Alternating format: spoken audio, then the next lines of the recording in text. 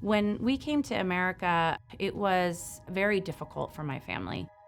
My mom was young, she was very close to her mother, and my father had fallen from grace. There was a lot of pride associated with working for a king and then having to go work at a gas station. It was a time where I still thought it was temporary.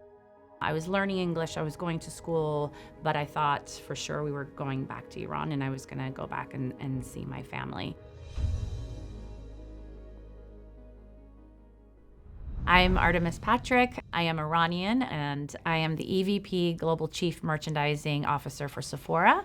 I have been at Sephora for 17 years. Oh my God, it's my favorite part of the day. If you go into a Sephora and you like the brands and you like the products, that's on my team.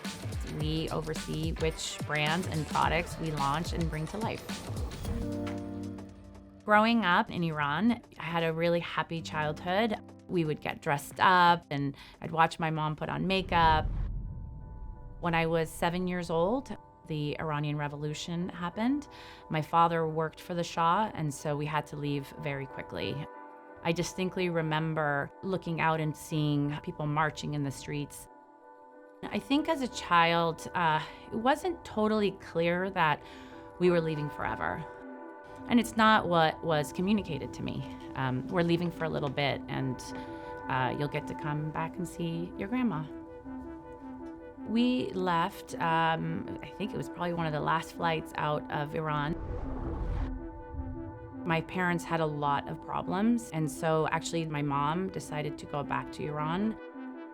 Unfortunately, this was also during the Iranian hostage situation, so she got stuck there. When I was 10 years old, I moved in with foster parents. I was like, these people are nice, but my mom's gonna come back and she's gonna come and get me. She quickly realized while she was there that it was no place to raise a little girl. I had felt that she had abandoned me. I did not get to see her until I was 15 years old. It was hard.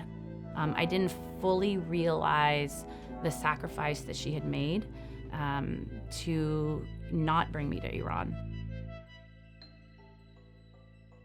The amount of courage that it takes to sacrifice being with your own daughter just so that they can have a better life. Now that I have a daughter of my own, I can't even imagine being without her.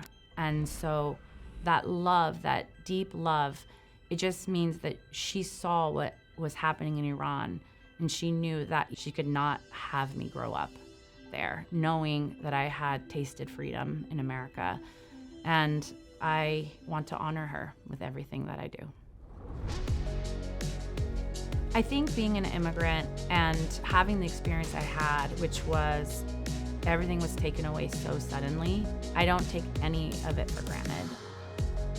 I am just so grateful. At Sephora, our tagline is "We belong to something beautiful," and a lot of companies can have taglines, but I can honestly say after 17 years that it really is a mantra that we live by. Everyone has a story.